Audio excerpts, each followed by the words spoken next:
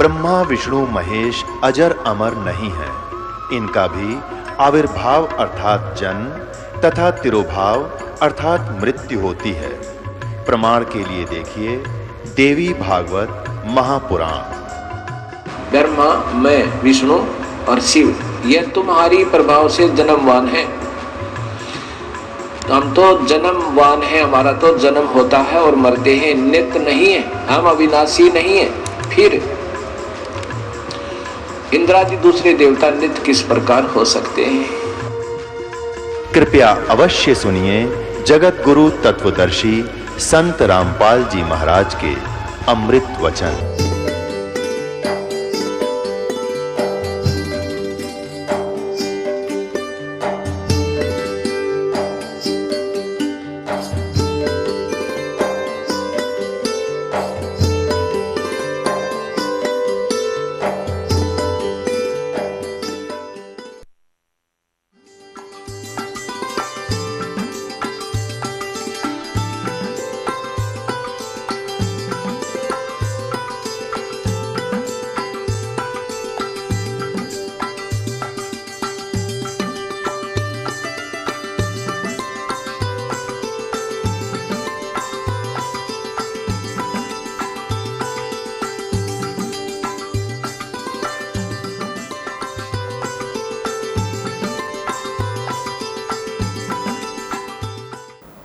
उसकी पत्नी ने पूछा कि आप क्यों रो रहे हो, लेकिन वो बोल नहीं सके क्योंकि जब मन भर आता है आवाज़ निकलती नहीं, तो सच्चे दिल के अंदर जब रोना आता है। अब आमनी देवी उनकी धर्मपत्नी ने पूछा, जी कैसे जल्दी आ गया? आप तो आपने तो बहुत समय लगाना था, 2 ढाई 3 महीने का टूर प्रोग्राम था आपका। वो बोल नहीं रहा, अंदर जाके अपने कमरे में मकान में ऐसे मुंदे मुंह गिर गया और ऐसे रोए जैसे बच्चों की माँ बाप दोनों मर जाते हैं, बुरी तरह तरफ कर रोते हैं। आमनी ने सोचा, अपने मन में विचार किया कि हो सकता है मैं कंजूस हूँ थोड़ी सी, ये दान धर्म घना करा करता है और मैं इसको टोका टाकी कर देती थी कि हिसाब का धर्म हुआ करता है, अब ज़्यादा मत लुटाओ खजाना, बच्चे भी पालने हैं। तो हो सकता है इसका किसी ने रास्ते में धन चोरी कर लिया हो, यात्रा खर्च ना रहा हो, इसलिए वापस आ गया हो, और ये रो रहा हो इसलिए कि अब आमनी फिर इसका माथा ठनकेगा, आमनी का पैसे मांगूंगा तो वो कह रही है, जी कोई बात ना, किसी ने आपके धन चोरी कर लिया, कोई बात नहीं, आप और ले जाइए कि परमात्मा ने तुम्हारे कमी छोड़ रखी है, बहुत धन है आपके, ले जाना, मैं कुछ नहीं कहूँगी। तो वो अपने हिसाब से सोच रही है कि शायद इसलिए रो रहा है। काफ़ी देर रोने के बाद जब हल्का दिल हो लिया और वहीं से रोने लग गया था, तब धर्मदास ने कहा, आमनी मेरा धन अगर निकल जाता, चोरी हो जाता, मैं नहीं रोता और ले जाता तेरे को समझा बुझा के, लेकिन आज मेरा वो धन गुम हो गया, चोरी हो गया, शायद मुझे मिला नहीं, और वो नहीं मिलेगा तो मैं जीऊँगा नहीं, संसार में रह नहीं सकता। तूने सारी कहानी बताई, सारा कुछ बताया, जो परमात्मा ने सृष्टि रचना सुनाई थी धर्मदास को। धर्मदास जी ने अपनी पत्नी को टू दी वर्ड सुना दी, वर्ड टू वर्ड सुनाई, सारी कथा बताई, नो घटना घटी। ऐसे महापुरुष मैंने हाथ लगा के देखा, उनका शरीर कति तो रुई जैसा था। आमनी कहने लगी, आप व्यापारी होकर के, आप लाला होकर के, सेठ होकर के सौदा चूक गए, रामकृष्ण से कौन सी अपनी रिश्तेदारी थी? इनका ज्ञान सुना था तो ये अच्छे लग रहे थे, इनसे श्रेष्ठ ज्ञान सुना, आपने सौदा क्यों नहीं करा, चरण क्यों नहीं पकड़ दिया, आपने वाद विवाद नहीं करना चाहिए था। धर्मदास कह रहा कि इसीलिए तो रो रहा हूँ, मेरी बुद्धि पर पत्थर पड़ गए और इसलिए रो रहा हूँ। मैं जिंदगी में पहली बार सौदा चुका हूँ, जो घाटे का सौदा आज करके मैं घर आया हूँ। दुर्भाग्य आ गया मेरा, उल्टे दिन लग गए मेरे, बहुत रो रहा है, 6 महीने हो गए रोते रोते। बाहर बैठ जा गली में, कोई काम नहीं, अयूँ देखे महात्मा वो फिर आ जा, बहुत दूर तक जंगल में देखने जाता है। एक समय पता लग गया कोई साधु संत गांव से बाहर जंगल में बैठा है, बड़ा विद्वान पुरुष है। कुछ आशा की किरण उगी, जाके दर्शन किए, दर्शन से नहीं पहचान हो सकती, साधु वेशभूषा बदल लेता है वो। प्रसन्न ज्ञान से पता चलता है, उसने प्रश्न किया। अब धर्मदास जी ने प्रश्न किया कि महात्मा जी ये ब्रह्मा विष्णु महेश के माता पिता कौन हैं, इनकी क्या जन्म मृत्यु होती है? तो वो महात्मा कहता है ये तो अजरो अमर हैं बच्चा, अपने किसी ने बहका दिया, ये सर्वेश्वर हैं, इनके कोई माता पिता नहीं, अजन्मा है, ऐसे है। उठ कर चल पड़ा कि नहीं रॉन्ग नंबर है, तो इसको कुछ नहीं पता, ये तो खाकी आदमी है, वो नहीं है जिसकी मुझे तलाश है। उस ज्ञान से पता लगा। फिर रोआ बुरी तरह, फैसला कर लिया भगवान या तो मिल जा ना मरूंगा। तब उसकी पत्नी ने कहा कि ऐसे नहीं मरते, मरने से कौन सा मोक्ष हो जाएगा, आप बताओ ना। वो कुछ तो उन्होंने बोला होगा वार्ता में, तो परमात्मा ने प्रेरणा की, धर्मदास में प्रेरणा की। अको हो वो ये कह रहे थे कि जहाँ भी धार्मिक अनुष्ठान होते हैं, भंडारे होते हैं, साधु संत भक्त इकट्ठे होते हैं, वहाँ मैं पहुँच जाता हूँ अपना ज्ञान सुनाने के लिए। तो आमनी बोली जी भंडारा ही कर दो फिर। उसने एक दिन का कहा था, आमनी ने, धर्मदास जी ने 3 दिन का रख दिया कि पता लगते लगते देर हो जाती है, तीसरे दिन तावेंगे। तो 3 दिन का भंडारा कर दिया, साधु संत भक्त आमंत्रित कर दिए, दूर दूर देश से आने लगे। तीसरा दिन चला गया, सभी साधु भक्त संत आहार करके जाते रहे। तीसरा दिन आफ्टरनून हो गया। अब धर्मदास ने फाइनल कर लिया, जय आज परमात्मा नहीं आए, यदि आज परमात्मा नहीं आए, फाइनल कर लिया कि फांसी खा कर मरूंगा आज, हृदय से कति फाइनल कर लिया। वो तो अंतर्यामी है, आज पक्का काम बिगाड़ेगा यूँ। उसी समय परमात्मा आगे और वहाँ से 50 गज की दूरी पर, 100-125 फुट की दूरी पर, 50-60 की दूरी पर एक कदम का पेड़ था। उस कदम के पेड़ के नीचे परमात्मा उसी रूप, जिंदा वाले रूप में वेशभूषा में बैठ गए। अब धर्मदास जी खाना उधर खिला रहा है भंडारे वालों को और देख रहा है इधर उधर, उनमें कोई था ही नहीं। वो ऐसे देखा सामने एक वृक्ष के नीचे वही जन देखा बदन शरीरम, बैठे वृक्ष कदम के तीरम। वही जिंदा महात्मा का शरीर और एक कदम के पेड़ के नीचे बैठे हैं। भाग्या गया दौड़ कर, शरणों में पड़ गया, बुरी तरह रोए, नो गले के लिपट गए। ए भगवान इब का ना छोड़ कर जाना अपने दास को, अब के ना छोड़ना भगवान, जो कहोगे मैं सारी मानूंगा। तो परमात्मा बोले ठीक है, मैं इसलिए आया हूँ कि तेरे को ज्ञान समझाऊंगा, ऐसे कर इन सबको फारिग कर दे जितने भी ये नकली बैठे हैं संत साधु। वो परमात्मा ने इसलिए कहा कि अगर मैं इनके सामने चर्चा करूंगा, मैं एक बताने वाला, ये 10 भरमाने वाले जो कहे झूठ बोल रहे, ये कहाँ से लिया ज्ञान फलाना, तो इस आत्मा को ये समझन नहीं देंगे। इसलिए उनको सबको फारिग करा। और धर्मदास अपने परमात्मा को लेकर घर में प्रवेश किया, अपनी पत्नी से कहा कि आजा, मिल गया भगवान मुझे, ये है मेरा धन जो खो गया था आज मिल गया। कहने का भाव ये लंबा ना करे दास, कि उन्होंने दोनों ने उपदेश लिया।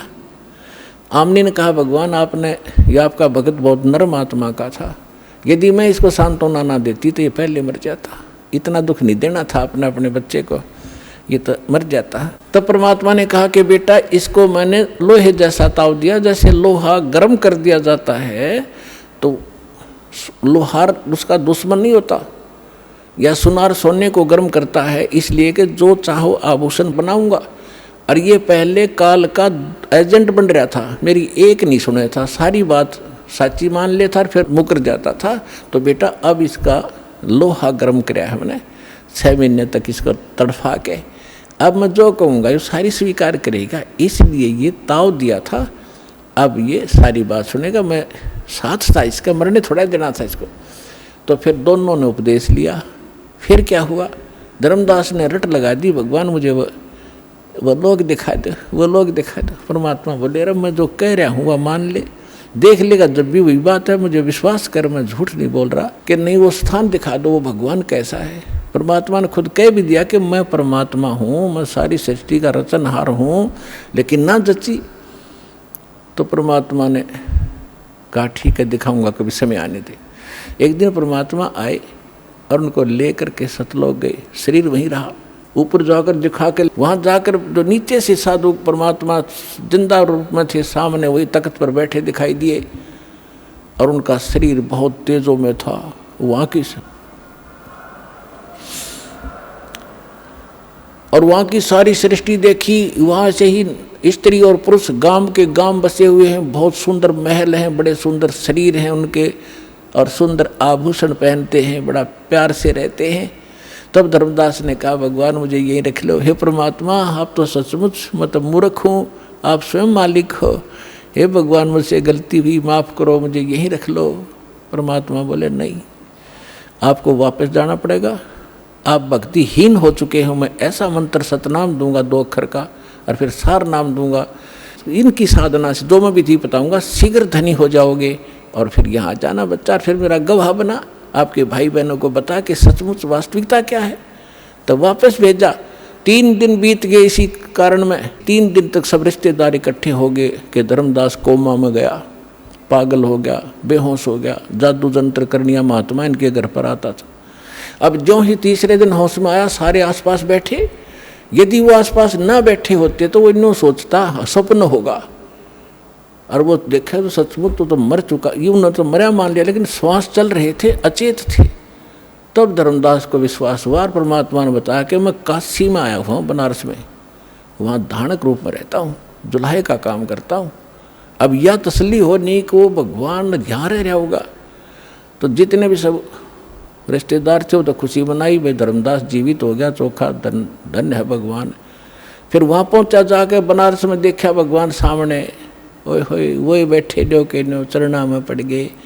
पहले प्रथम मंत्र दिया था, फिर सतनाम दिया, धीरे सार नाम देकर फिर कसम दिला दी, धर्मदास मेरी लाख दुहाई, ये सार मूल ज्ञान जो मैं तुझे बता रहा हूँ अभी कहीं बताना नहीं, और ना ये सतनाम देना किसी को, ना सार नाम देना, नहीं तो धर्मदास तेरी मेरी लाख दुहाई, सार नाम की तबार ना जाई, मूल ज्ञान बार जो पढ़ी, बिजली पीढ़ी हंसनी तरही। और ये सार नाम को तब तक छुपाई जब लग 12 पंथ ना मिट जाई। कलयुग बीतता 5500 पाचा, जब मेरा वचन होगा साचा। चौथा युग जब कलयुग आई, तब हम अपना अंश पठाई, और फिर हम पूरे विश्व को पार करेंगे। धर्मदास ये छुपा के रखना। तो वो समय आ गया है बच्चों। अब आपको कुछ भक्तों के अनुभव सुनाएंगे। पुण्यात्माओं, इस अमर कथा में अरुचि ना करना। असंख्यों युगों के बाद तुम्हारा बिल्ली के भागों छीका टूटा है, ये इसको छक छक कर खा लो और कल्याण करा लो। आप सुनिएगा वो अनुभव। नमस्कार सर। सत साई भगत जी। क्या शुभ नाम है जी आप जी का? मेरा नाम खेताराम दास है भगत जी। सर कहाँ से आए आप? मैं बाड़मेर राजस्थान से आया हूँ। सर क्या काम करते हैं आप? मैं पाली में अकाउंटेंट का काम करता हूँ, प्राइवेट फैक्ट्रियों में। सर परम संत सतगुरु रामपाल जी महाराज की शरण आने से पहले आप कौन सी भक्ति करते थे? पहले हम सिद्ध जसनाथ जी के संप्रदाय में थे, और हमारे पूर्वज जैसे भी करते थे उनके संप्रदाय में थे। और मैं जैसे भी 6 साल से समझने लगा तो एक खेत बाड़ को हम मानते थे, तो उनके भी वो जैसे जर्दा है, बीड़ी है, और उनके नारियल चढ़ाने जाते थे। और जैसे विवाह हुआ तो एक माजी सा करके हैं, तो उनके भी जागरण जमा देने के लिए जाते थे। तो उनके यहाँ शराब मंगवाई जाती थी, शराब पिलाई जाती थी, फिर सीटियों के बीच में पड़े रहते थे बेहोश होके, और सुबह वापस पूछते थे भोपा जी को कि जागरण और बोलो, माना नहीं है। फिर हम बहुत परेशान रहते थे भगत जी। तो सर ये जो आप भक्ति करते थे इससे आपको क्या लाभ मिलता था? इससे भगत जी हम मजबूरी में ये कर रहे थे। लाभ को तो छोड़ो, हमको बहुत घाटा ही घाटा था। हमारे घर पे मतलब रात को बच्चे चिल्लाते रहते थे, जैसे इनको कोई काट रहा है, बहुत ही परेशान थे बच्चे। तो फिर हम क्या करते हैं, तो उनका समाधान ढूंढने के लिए वो भोपों को जैसे भी हमारी परंपरा में जानते थे, तो उनको भोपों के पास में जाते थे। वो बताते हैं कि उनके यहाँ नारियल चढ़ाओ, उनका जागरण बोलो। ऐसे करते करते भी हम बहुत परेशान रहते थे। मैं काम पे रहता था, तो घर से जैसे भी उनका फ़ोन आता था तो मेरे को लगता था कोई न कोई परेशानी आ गई है, नहीं तो वो फ़ोन करते ही नहीं थे।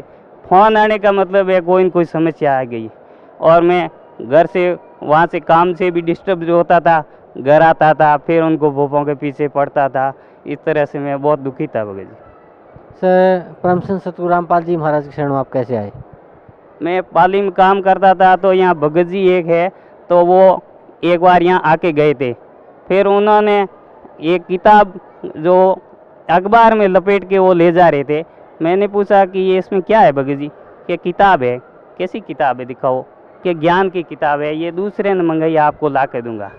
और मेरे को परमात्मा की दया से ये ज्ञान की किताबें मैं शुरू से ही पढ़ता था भगत जी। उसके अंदर मेरे को ये मालिक की दया है कि उस जो भी ज्ञान की किताब मिल जाती थी, जैसे जसनाथ संप्रदाय में है, तो उनके यहाँ भी जो भी किताबें मिलती थी 400-500 की जो भी वो किताबें मिलती थी, वो मेरे एक बक्सा भरा पड़ा था। मेरा पूरी जो भी किताबें वो पढ़ता ही रहता था। गीता जी पर भी पढ़ता था। मेरे को कोई समझ में तो नहीं आता था, फिर भी मैं पढ़ता था। तो वो भगत जी ने दूसरे दिन किताब ला के दी, ज्ञान गंगा, और मैंने ज्ञान गंगा में कंप्यूटर के टेबल के नीचे रख दी, भूल गया मैं। 3-4 दिन तक मैं पढ़ नहीं पाया। फिर भगत जी फिर मिले कि आपने किताब नहीं पढ़ी, वो बहुत अनमोल है। मैंने देखा भाई अनमोल किताब है तो मैं पढ़ूंगा ज़रूर।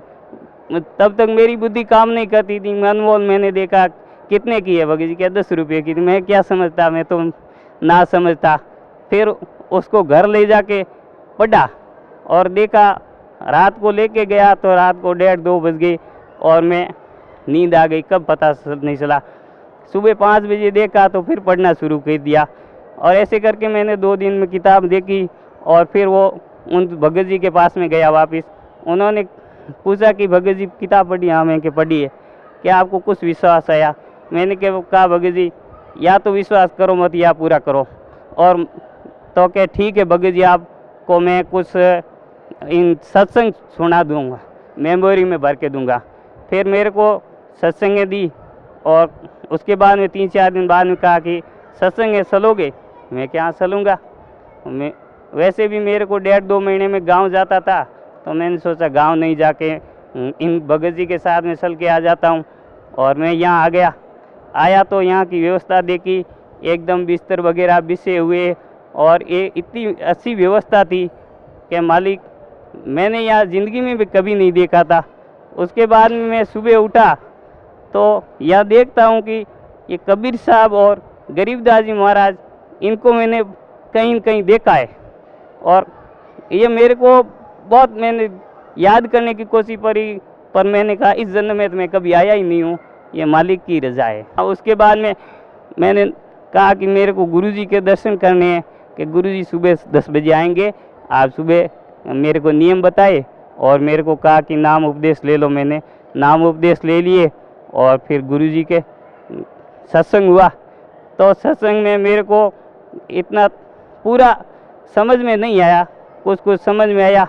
और फिर जैसे ही गुरुजी ने आशीर्वाद दिया, फिर मैंने उनको बता दिया, भगत जी के साथ में थे, कि अब ज्ञान समझ में अब आएगा। और वास्तव में मेरे को एक एक पॉइंट इतना समझ में आया, और गुरुजी की शरण में हूँ आज। तो सर, जैसे पहले आप जो भी भक्ति करते थे उससे आपको कोई लाभ नहीं मिला, आपके घर में अशांति थी और आपको भी मानसिक अशांति थी, कि जैसे ही कोई फ़ोन बता तो आप सोचते आपके घर से आ गया कोई और कोई बुरा समाचार होगा। फिर आप परम संत सतगुरु रामपाल जी महाराज की शरण में आए, तो जो भक्ति सतगुरु रामपाल जी महाराज ने आपको दी है, उस भक्ति से आपको क्या लाभ मिला? उस भक्ति से जैसे मैं तो अपने कल्याण के लिए नाम लेके काम पे वापस चला गया, तो वहाँ से घर से कोई फ़ोन नहीं आता था। तो मैं फ़ोन करता था कि फ़ोन नहीं आ रहा है, क्या बात है, कभी कोई तकलीफ़ तो ज़्यादा नहीं है। फ़ोन करता कि हमारे को कुछ भी नहीं है, सब सुख शांति है। फिर फ़ोन करता कि हमारे सब सुख शांति है। मैंने कहा ये मालिक की रज़ा है, और एकदम आज दिन तक उनके कोई भी माता भी नहीं दूंगा, इतनी सुख शांति होगी घर में। और मालिक की दया से मैं वापस यहाँ 3 दिन सत्संग सुना, और 2 दिन आने जाने में लगे, और 5वें दिन वापस गया तो वहाँ मुनीम जी है, उन्होंने कहा कि भाई आपकी तबीयत कैसी है? मैंने कहा अभी मेरी तबीयत रेडी है, कोई तकलीफ़ नहीं है। कि आप परसों कह के गए थे कि मेरी तबीयत ख़राब है, 2 दिन बाद में आऊँगा। मैंने कहा अभी मैं तो 5 दिन से सत्संग में जाके आ रहा हूँ, 2 दिन कौन आया? क्यों? वो कहे यार क्यों मजाक करते हैं? मैंने कहा ये मजाक नहीं है, ये हकीकत है। मजाक आप याद करो। क्या मैं बिल्कुल याद कर रहा हूँ, आपको याद नहीं है? फिर मैंने भगत जी को बताया कि मालिक परमात्मा ही काल के जाल से छुट्टी दिलवाते हैं। सर, भक्त समाज को क्या संदेश देना चाहते हैं आप? भगत समाज को यही संदेश देना चाहते हैं कि ये अपने शास्त्रों के अनुसार भक्ति है और परमात्मा खुद आए हुए हैं। और अब जैसे भी मैं भटक रहा था और दुखी भी था, यहाँ आके सब सुख शांति मिली है और सतलों का रास्ता भी मालिक ने बताया है। और यहाँ से पूरे जगत का कल्याण करने के लिए परमात्मा आए हुए हैं। अगर इनके शरण में आएंगे तो आप इतना सुख पाएंगे कि अभी सपने में भी सोच नहीं सकते थे। और नहीं तो ऐसे ही भटक रहे हैं और दुख पा रहे हैं, उनसे कोई आना जाना नहीं है। इसलिए सभी भगत आत्माओं से मेरी प्रार्थना है कि सतलोक आश्रम बरवाड़ा, जिला हिसार, हरियाणा में आएँ और नाम उपदेश लें और अपना कल्याण करवाएं। धन्यवाद आपका, बहुत बहुत। परमपिता परमात्मा पूर्ण ब्रह्म सारी सृष्टि के रचनहार कबीर परमेश्वर जी की असीम रजा से आप सभी पुण्यात्माएं परमात्मा की अमर कथा सुनने के लिए उपस्थित हुए। पुण्यात्माओं, सौभाग्य आपका, आपको ऐसे समय में मनुष्य जीवन प्राप्त है जो समय बहुत ही मुश्किल से सुलभ होता है। आप जी अभी अध्यात्म मार्ग से परिचित नहीं हैं। आपके शुभ संस्कार आपको यहाँ लाए हैं। अब धीरे धीरे आप इस ज्ञान से परिचित होते जाओगे। आप उस गए हुए समय को बहुत पछताओगे। सारा जीवन हमारे पूर्वज दादे परदादे इस रोजी रोटी के लिए ही पचकर मर गए। अंत में सभी कुल के कुल नाश हो गए और आज वो ना जाने किस प्राणी के शरीर में आज वो कष्ट उठा रहे होंगे। और यही स्पीड हमने पकड़ रखी थी, यही क्रियाएं हम कर रहे थे जब तक हमें ये ज्ञान नहीं हुआ था कि मनुष्य जीवन का एक वेरी इम्पोर्टेंट वर्क और है। और जो वेरी इम्पोर्टेंट काम था, घना जरूरी कार्य था मनुष्य जीवन का, उसको तो हम एक एक्स्ट्रा सा काम मान रखा था। 6 महीने में कभी चले गए अपने इष्ट धाम में, कोई त्यौहार आया उस दिन कोई प्रसाद बना लिया और खा लिया, कभी थोड़ी बहुत कोई आरती मंत्र जैसे भी प्राप्त थे कर लिए। ये न तो कोई भक्ति थी, क्योंकि शास्त्र विरुद्ध होने से वो भक्ति भी नहीं थी, और न ही हमारी विशेष रुचि थी। आत्मा परमात्मा के बिना तड़पती रहती है, इसलिए वो कभी अंगड़ाई लेती थी तो काल ने ये 36 जाल बना रखे हैं। कोई तीर्थ बना दिया, कि तो मंदिर बनवा दिया, कहीं पर ये नकली संत बैठा दिए हुआ बाई बकने वाले, तो हम वहाँ जाकर अपनी आत्मा को संतोष दिलाते थे कि हमने मत्था टेक लिया, 5:15 का प्रसाद बांट दिया और नाम ले लिया गुरु जी से, हमारा कल्याण हो ही जाएगा। ऐसा नहीं था। ये सब काल की भूल भुलैयाँ और हमारे अध्यात्म अज्ञान का ही परिणाम था। तो यहाँ आने से आपको सबसे पहले अध्यात्म ज्ञान से परिचित कराया जाता है। इसके साथ साथ आप पर आने वाले सभी संकटों का भी निवारण परमात्मा करेगा, क्योंकि आप उसके बच्चे हो। आप उसके बेटा बेटी हो। यदि पिताजी समर्थ है, सक्षम है, और बेटा या बेटी किसी कारण से भी गलती कर देते हैं, उनको कोई हानि हो रही है, तो अक्षति पूर्ति पिता तुरंत कर देता है। यदि वो पुत्र और पुत्री भविष्य में माता पिता के अनुकूल चलना का वायदा करें। इसी प्रकार हम बिगड़ गए हैं, अपने परमात्मा पिता से विमुख हो गए थे, और इस काल के जाल में फंस के हम अनेकों कष्ट उठा रहे हैं। जिसमें हम परमात्मा के पुनः समर्पित हो जाएंगे, वो हमें फिर सभी सुख देगा, उस पिता की तरह जो अपनी संतान को देता ही है। तो आपके ऊपर एक विशेष रहम किया है दाता ने, ऐसे समय में मानुष जीवन दिया, और फिर पिछले शुभ संस्कार आपके यहाँ प्रेरित करके लाए हैं। यहाँ पर कोई भी पुण्यात्मा भले ही कोई किसी रोग के कारण आया है, कोई अन्य संकट निवारण के लिए ही यहाँ पहुँचा है, उसके लिए वो दुख, वो कष्ट, वो संकट एक वरदान सिद्ध होगा यदि वो इस मार्ग पर ढंग से समझकर टिका रहा तो। क्योंकि कोई भी ऐसी वस्तु नहीं होती जो तुरंत कर दी जावे। एक संकट आपका आशीर्वाद से निवारण कर भी दिया और आप संतुष्ट हो गए और चले गए, फिर आए नहीं, वो तो एक का दुख दूर हुआ। आपके जीवन में ना जाने कितने संकट और आने शेष हैं, और यहाँ आते रहोगे तो उन सभी का निवारण सहज में होता रहेगा। आपको पता भी नहीं चलेगा कि कोई आपत्ति हमारे पर आनी थी। उसको परमात्मा पहले ही दूर कर देगा। किन के संकट दूर करेगा? जो परमात्मा पर समर्पित हो जाएंगे। समर्पित हमने कैसे होना है? जैसे पति भरता स्त्री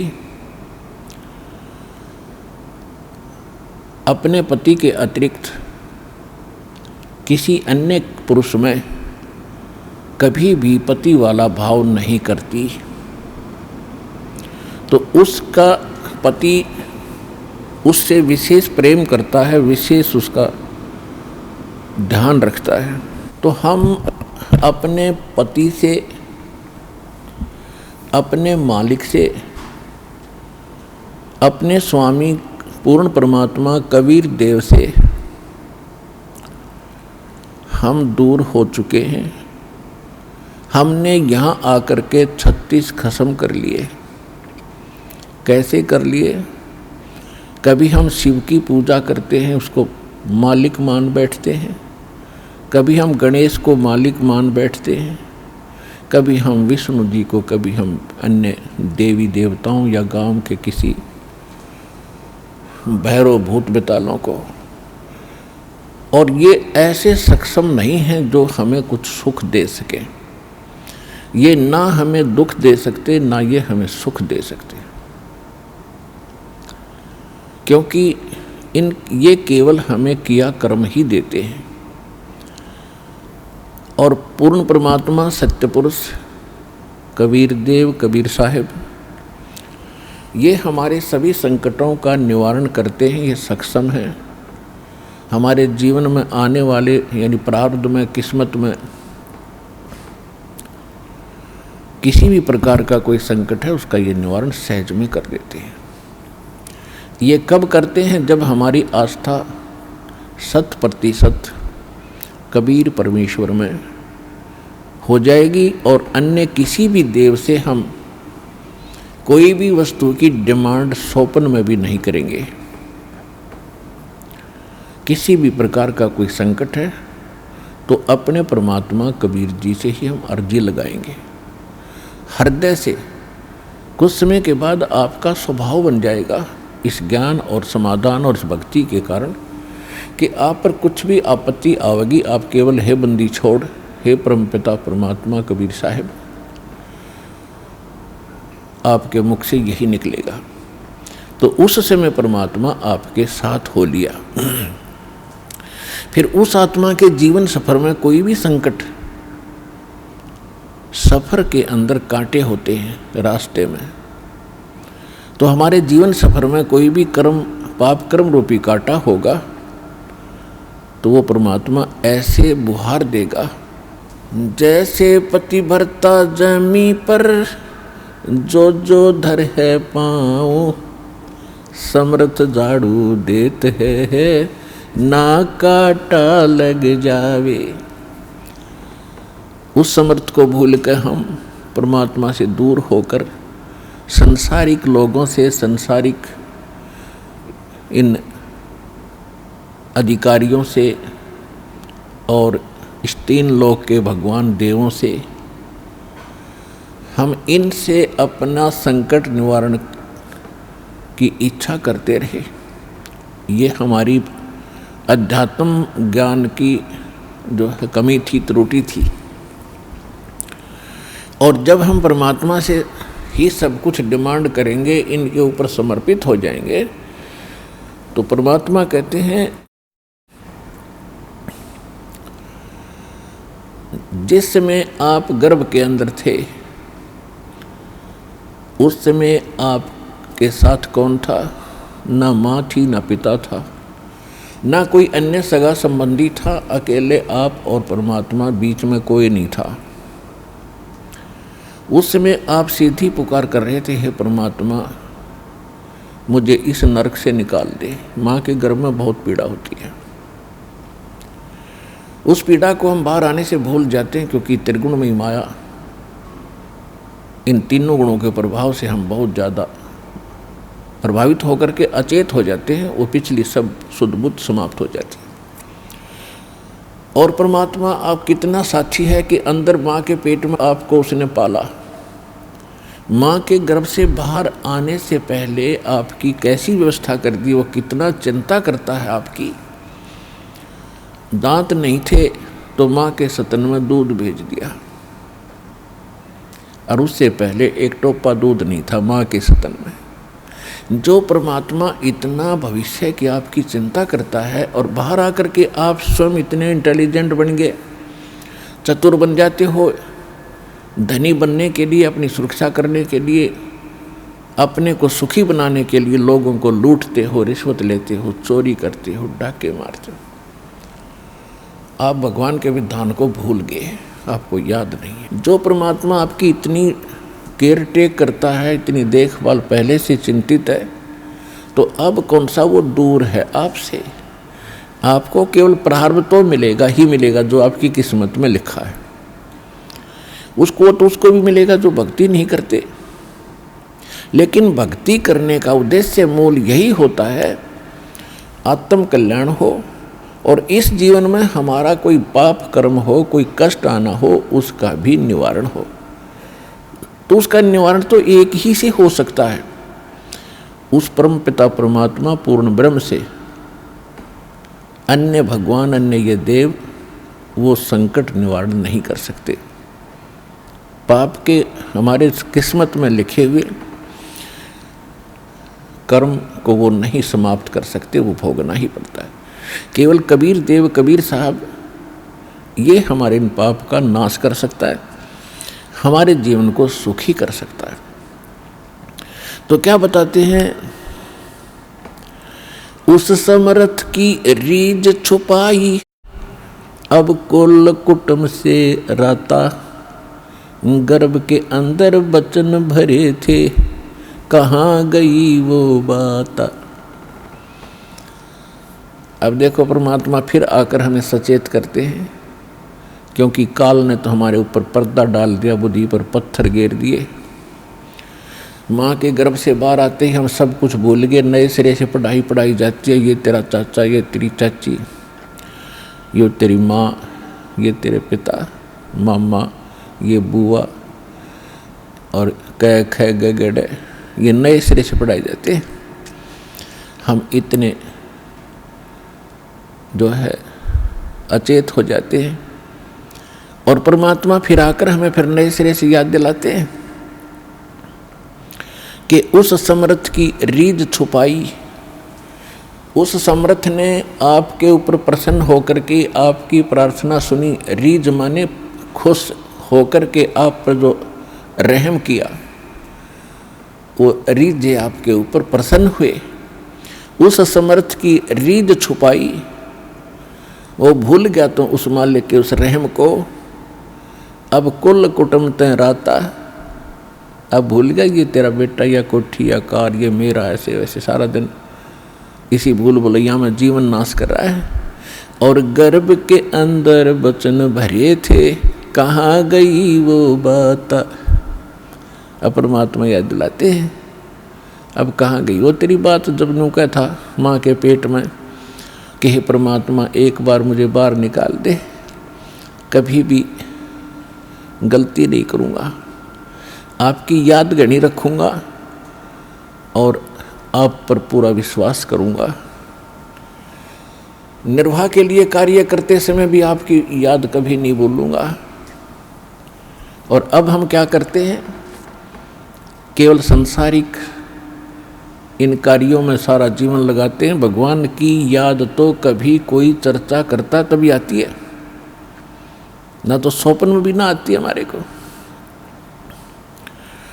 तो उसके लिए क्या बताते हैं कि वो परमात्मा जब आपको माँ के गर्भ में भी सुरक्षित रखता है, आपके बाहर आने से पहले आपके आहार के लिए माँ के स्तन में दूध भेजता है, तो आगे आने वाले जीवन में जो तूने जैसा किया है उसमें क्या वो कमी करेगा।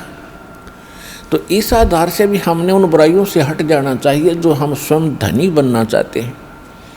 चोर मिलावट करके, झूठ बोल के, चोरी करके हम इस तरह जो धनी बनना चाहते हैं, रिश्वत लेके, तो ये हमारी भूल है।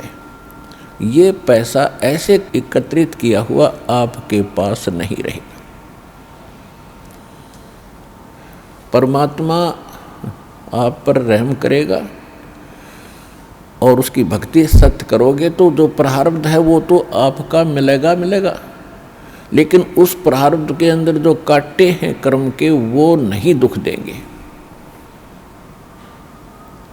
और फिर प्रारब्ध से अधिक भी देगा, क्योंकि परमात्मा के पास वो समर्थ है, वो उनके पास एक वीटो पावर है, वो केवल कबीर साहब के पास है। जैसी आपकी श्रद्धा और लगन देखेगा, विश्वास और दृढ़ता देखेंगे, तो आपको किस्मत से अधिक भी देंगे, अच्छा भी देंगे, और आपके पाप रूपी कर्मों के कांटों को भी वो पहले ही निकाल देंगे। आप तक तो आने भी नहीं देंगे। वो जब आप पर समर्पित हो जाओगे उनके ऊपर कैसे समर्पित होंगे, और फिर वो कैसे करेगा। जो पति भरता पति से राती, आन पुरुष नहीं भावे, बस पी हर में सुरत प्रीतम में, ऐसे ध्यान लगावे। कि जैसे पतिव्रता अपने पति से ही लीन रहती है, आन पुरुष अन्य पुरुष नहीं भावे, उसके मन में स्वप्न में भी नहीं आता अन्य पुरुष के प्रति कोई भी कुविचार। और यदि वो लड़की अपने माँ के चली जाती है तो भी अपने पति की शुद्ध, वो मुख से नहीं बोलती लेकिन अंदर से वो नहीं भूल पाती। ऐसे ही आप उस परम पिता पर आश्रित हो जाओगे। कहीं पर भी आप काम कर रहे होगे, किसी भी फील्ड में, चाहे दुकान, मजदूरी, किसानी या नौकरी, तो आप उसी लड़की की तरह उस पर अपने पति यानी कबीर भगवान को, परमात्मा को, उस मंत्रों को, उनके रहम को आप कभी भूल नहीं पाओगे। तो उस समय आपका नाता उस परम पिता से जुड़ चुका है। यदि आप पल पल पर भूल जाते हो, याद नहीं रहती है भगवान की मेहर, तो अभी आपकी समर्पण भाव में कोई कमी है, जिस कारण से भगवान ने आपको दृढ़ता से नहीं पकड़ा है। तो जब आपको परमात्मा दृढ़ता से कैच कर लेगा, आपकी सच्चा समर्पित भाव देख लेंगे, वो तो अंतर्यामी है। तो उस समय कहा है कि जैसे पतिव्रता जमीन पर और जो जो धर है पाँव, जितने कदम रखती है, समर्थ झाड़ू देत है, ना कांटा लग जाए। इतना दयालु है ये कबीर भगवान। आपके जीवन रूपी सफर में आपके कदम रखने से पहले आपके वो पाप रूपी कांटों को बुहार देगा, झाड़ू दे देगा आपके रास्ते में, कि कहीं मेरी प्यारी आत्मा को वो कांटा ना लग जाए। अब दास देख रहा है जिसने आज 20-20 वर्ष हो गए नाम लिए, ने 10-10 वर्ष हो गए, 15-15 वर्ष हो गए, 5-5 वर्ष हो गए, 6-6 वर्ष हो गए। अब वो कितना सुखी जीवन जी रहे हैं, और उनके घरों के पास में दूसरे रिश्तेदारों में, अपने घरों में दूसरे चाचे ताऊओं में के कर टूट रहे हैं, और कितने कितने दुखों का वो सामना कर रहे हैं। तो वो इन पर भी आने थे, आज उनको पता भी नहीं कि हमारे ऊपर कोई कष्ट आना था, क्यों आया ही नहीं। तो पुण्यात्माओं,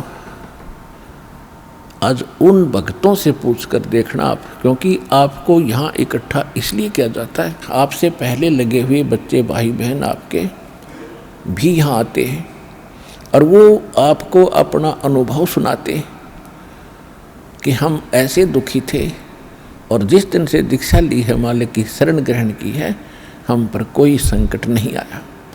आपको दृढ़ता मिलती है, आपको विश्वास होता है, और वो सत्य होती है। जब एक आम आदमी जिसको आप जानते नहीं, वो आपको जानता नहीं, बता रहा, तो सच्चाई होती है। तो इसलिए फिर आप और डगमग होने से बच जाते हो। इसलिए आप जी को यहाँ बुलाया जाता है। और जो प्रसंग चल रहा है कि परमात्मा ने जो आपको, जब आप भगवान से जुड़ जाते हो तो आपको परमात्मा अपने कोटे से लाभ देना शुरू करेगा, और फिर आपको ऐसी विधि साधनाएं, शास्त्र अनुकूल भक्ति विधि बताई जाती है जो आपने फिर अपने पैरों पर खड़ा होना पड़ेगा। जैसे सरकार क्या करती है कि किसी व्यक्ति को रोजगार प्राप्त नहीं है, उसको लोन देती है, और उसमें कुछ सब्सिडी भी देती है कि भी 80% सब्सिडी है। 1 लाख रुपया दे दिया, अपना गुजारा कर और धंधा शुरू कर दे, और फिर आप केवल 20,000 ही वापस लौटा देना, 80 माफ़ कर दिए। तो कितना सहयोग मिल गया उसको। लेकिन उसने अपना तन मन धन से फिर भविष्य में अपने पैरों पर खड़ा होना पड़ेगा, बार बार सब्सिडी मिलेगी नहीं। इसी प्रकार यहाँ आने वाले को परमात्मा अपने कोटे से राहत देनी शुरू करता है, और फिर विधि बताता है कि ये कमाई कर और अपने पैरों पर खड़ा हो जाए, भाग्य भक्ति तू कर, ऐसे दान धर्म कर, फिर तेरे को तेरा गुजारा यानी तेरी भक्ति कमाई बढ़िया हो जाएगी, तेरा अच्छा काम चलेगा, तभी सफलता होगी। क्योंकि आपके भाग्य में सुख नहीं था, संकट थे, इसलिए तो आप पर कहर टूटे, दुख हुए। अब यहाँ आओगे आपको सुख मिलेगा, गारंटेड मिलेगा, आपकी आयु भी बढ़ाई जाएगी। परमात्मा कबीर साहब सक्षम है। लेकिन आप हृदय से चाहोगे, ऊपरले मन से आओगे तो उतना ही लाभ मिलेगा। आप हृदय से चाहोगे और समर्पित हो जाओगे परमात्मा से अतिरिक्त, इस कबीर साहब से अतिरिक्त कोई और इष्ट में आप सोपन में भी ध्यान नहीं लगाओगे, तब ये परमात्मा आपका हाथ पकड़ेगा। और समर्थ जब हाथ पकड़ लेता वो छोड़ता नहीं। तो इसलिए आप जी यहाँ आने से पहले इस ज्ञान को समझें और हमारे मूल उद्देश्य को समझें कि हम क्या बताना चाहते हैं। हम केवल यहाँ संकट निवारण और रोग निवारण के लिए नहीं बैठा दास, ये तो एक्स्ट्रा देते हैं आपको, ये तो आपको रूंगे में देते हैं, रूंगे में, ये सौदे में नहीं हमारे में। हमारे सौदे में तो केवल जन्म और मरण के इस कहर को समाप्त करने का ये हमारा उद्देश्य है। कोटि जन्म तन भर मत होगे, कुछ ना हाथ लगा रे, कुकर सुकर खरबया बोरे, कौवा हंस बुगारे। कोटि जन्म तू राजा की न्या, मिटी न मन की आशा, भिक्षुक हो के दर दर घूम्या, ये मिला न निर्गुण रासा। इंद्र कुबेर ईश की पदवी, ब्रह्मा वरुण धर्मराया, विष्णुनाथ के पुर को जाके तो फिर भी वापस आया। असंग जन्म तन मरता होगे, जीवित क्यों न मरे रे। द्वादश दर मद महल मठ बोरे, बहुर न दे धरे रे। दोजक भिष्ट सभी तैं देखे, राजपाट के रसिया। तीन लोक से तरपत नहीं, ये मन भोगी खसिया। सतगुरु मिले तो इच्छा मिटे, पद मिल पदे समाना। चल हंसा उस लोक पठाऊं, जो आदि अमर अस्थान। चार मुक्ति जहाँ चंपी करती, माया होरी दासी। दास गरीब अभय पद पर से, वो मिले राम अविनाशी। हमारा ये सौदा है, हम ये सौदा दे रहे हैं, हम ये सौदा बेच रहे हैं। कोटि जन्म तो भ्रमत हो गए, और कुछ नहीं हाथ लगा रहे। एक करोड़पति व्यक्ति अपने हेलीकॉप्टर से आ रहा था, दुर्घटनाग्रस्त हो गया। उससे हेलीकॉप्टर से 1 मिनट में मृत्यु होगी, क्योंकि शास्त्र अनुकूल विधि साधना उनके पास थी नहीं। पिछला पुण्य समाप्त हुआ, संस्कार जीवन था वो समाप्त हुआ। वो जोड़ा जाड़ा धन यहाँ छोड़ के चला गया भाई, पल्ला जाड़ के। और अब क्या बनेगा?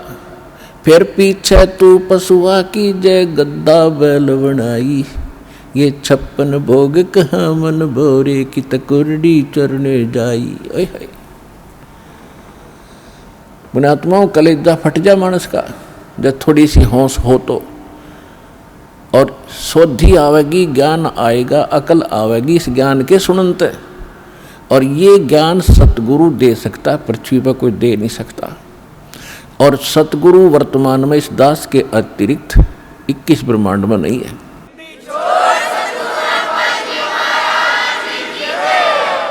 जो परमात्मा का कृपा पात्र हो। तो क्या बताया जा रहा है कि कोटि जन्म तन भ्रमत हो गए, कुछ नहीं हाथ लगा रे। कुकर कुत्ता, सुकर सुअर, खरगदा और कौवा हंस बुगारे, ना जाने कितने पशु पक्षियों के शरीर आपने धारण किए, कितने कष्ट उठाए। राजा भी बना, देवता भी बना। आप जी को दास ने बहुत बार दिखाया है। महावीर जैन जी का इतिहास, वो 60 करोड़ बार गधा और 30 करोड़ बार कुत्ता, ओए होए, और ना जाने घोड़े बिल्ली नपुंसक करोड़ों बार बना।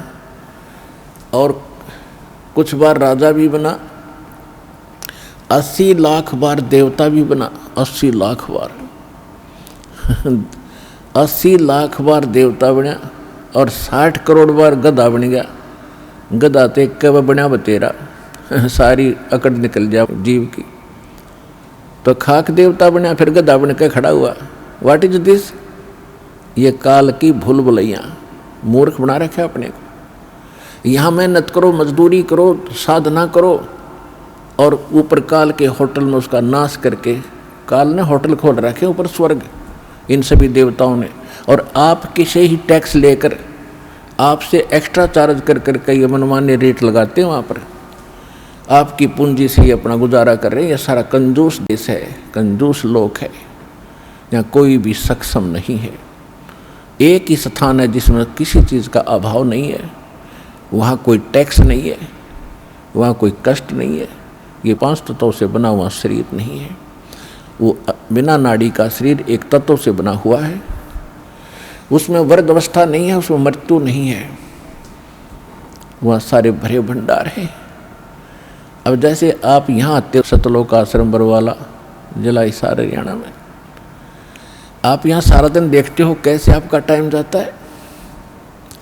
सत्संग होता है 2 समय, बाकी सत्संग होता है 4 घंटे 5 घंटे, और बाकी 19 घंटे आप 6 घंटे सो भी लेते हो। बाकी समय कितना जाता है आपको पता भी नहीं चलता, कब रात हुई कब सुबह हुआ। कभी चर्चा करते हो अपने भाई बहनों से, कभी भगवान की चर्चा करते हो, कभी सिमरन करते हो, समय गया। और यहाँ बना बना सारा सामान आपको तैयार मिलता है, ना कोई टेंशन किसी प्रकार की। तो यहाँ तो शरीर 5 तत्वों का आपका इस करके पूर्ण शांति नहीं मिल पाती, क्योंकि एक तो आहार बिगड़ गया हमारा। आहार कैसे बिगड़ गया कि जितना भी आज अन्न बनता है इसके अंदर किस प्रकार के खाद डाले जाते हैं, और फिर उनको खाकर हम शरीर में हमारे एक विशेष बेचैनी सी सबका बनी रहती है। और वहाँ ऐसा शरीर नहीं है, इतनी शांति परम शांति है वहाँ पर उस सतलोक के अंदर। तो वहाँ आपको सारी चीज़ बनी बनाई मिलेंगी, जो भी इच्छा करोगे जिस भी प्रकार की जो खाद्य पदार्थ वहाँ उपलब्ध है, आपको 1 सेकंड में वही उपलब्ध हो जाएंगी। फिर अपना वहाँ विकार है ही नहीं, राग नहीं, द्वेष नहीं, शरीर ऐसा नहीं जिसमें ये अपने आप ही कोई न कोई दुख बना रहता है, कोई टेंशन बन जाती है, कोई बीपी हाई कभी लो हो जाता है। वहाँ ऐसा नहीं है। तो हम जो सौदा यहाँ पर करते हैं वो ये है, जग सारा रोगिया रे, जिन सतगुरु वैद न जाण्या, जग सारा रोगिया रे। कौन सा रोग? भाई जन्म मरण का रोग लगा है, या तृष्णा बडरी खासी। जन्म मरण का रोग लगा है, तृष्णा बडरी खासी। आवागमन की डोर गले में, या पड़ी काल की फांसी। जग सारा रोगिया रे, जिन सतगुरु वैद न जाण्या, जग सारा रोगिया रे। भाई सच्चा सतगुरु कोई न पूजे, इन झूठों जगपतियासी। सच्चा सतगुरु कोई न पूजे, इन झूठों जगपतियासी। अंधे की बाँ गई अंधे ने, ये मार्ग कौन बतासी। जग सारा रोगिया रे, जिन सतगुरु वैद न जाण्या, जग सारा रोगिया रे। भाई देखा देखी गुरु शिष्य बन गे, किया न तत्व विचारा। देखा देखी गुरु शिष्य बन गे, किया न तत्व विचारा। गुरु शिष्य दोनों के सिर पे, यू काल ठोके पंजारा।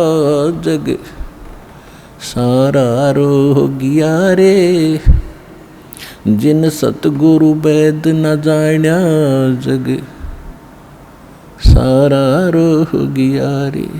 जग सारा रोगिया रे, जिन सतगुरु वैद न जाण्या, जग सारा रोगिया रे।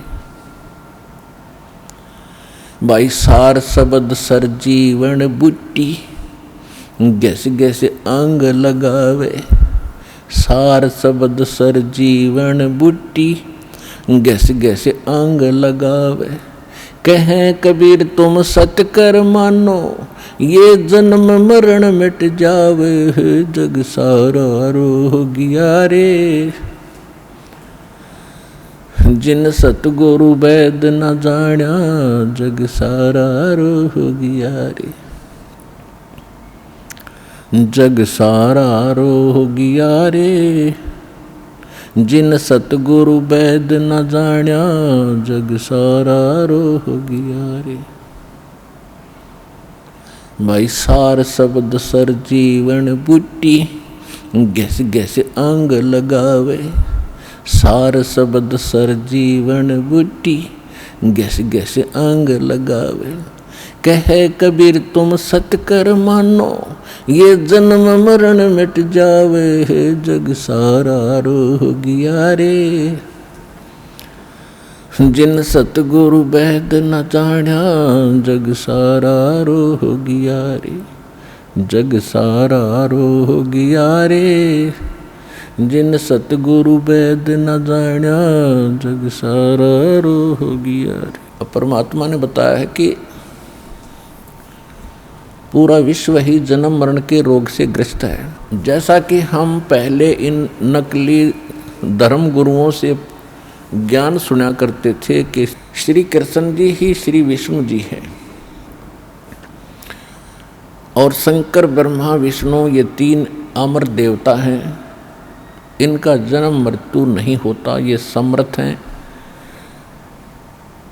और ये ब्रह्मा जी की पूजा को तो नहीं कराते थे, लेकिन विष्णु जी और शंकर भगवान की पूजा ये हमें करने का सलाह देते थे, राय देते थे। और इनको मृत्युंजय, कालज्य, सर्वेश्वर, अंतर्यामी न जाने क्या क्या उपमा दिया करते थे। अब जब परमात्मा ने दया की हम पर, हमारे को सद्बुद्धि दी, हमें ये ज्ञान हुआ और विद्या दी, भगवान ने अक्षर ज्ञान कराया। अब हमने जब सदग्रंथों को देखा परमात्मा के उस ज्ञान की रोशनी में, उस तत्व ज्ञान से जब इनको जांचा तो क्या पाया। ये कहते थे श्री कृष्ण जी ने श्रीमद् भगवद गीता का ज्ञान अर्जुन को सुनाया, तो इससे भी भिन्न पाई वास्तविकता ये थी कि श्री कृष्ण के शरीर में यो काल बोल रहा था। ये काल कौन था? ये 21 ब्रह्मांड का स्वामी है, ब्रह्मा विष्णु महेश का पिता है, दुर्गा देवी जी का पति है, और ये तीनों इनके पुत्र हैं, दुर्गा और इस काल भगवान के। फिर यदि हम ये माने कि श्री कृष्ण जी गीता का ज्ञान बोल रहे थे और श्री कृष्ण जी इज विष्णु, श्री कृष्ण जी विष्णु है ये इनके शब्दों में, तो वो श्रीमद् भगवद गीता अध्याय नंबर 2 के श्लोक 12 में, गीता अध्याय नंबर 4 के श्लोक 5 और 9 में, गीता अध्याय नंबर 10 के श्लोक नंबर 2 में खुद कहता है अर्जुन तेरे मेरे बहुत जन्म हो लिए, आगे भी होते रहेंगे, तो नहीं जानता मैं जानता हूँ। तो इनका भी जन्म मरण का रोग नहीं कटा, ये भी जन्म मरण के रोग से ग्रस्त है। तो इससे आगे फिर बचा ही नहीं जो अविनाशी हो। तो इसलिए परमात्मा का ये एक शब्द, एक लाइन पहली बार कोई सुनेगा तो उसको खटकेगा कि सारा जग जन्म मरण के रोग से ग्रस्त है। आज आपको पता चला कि सचमुच सभी जन्म मरण के रोग से ग्रस्त हैं, इनकी जन्म मृत्यु सदा होती आई है। और परमात्मा गारंटी देते हैं कि हमारे पास एक सार शब्द है, सार नाम है, उसके जाप करने से आपका एक गारंटीड है जन्म मरण मिट जाएगा, यो रोग कटेगा।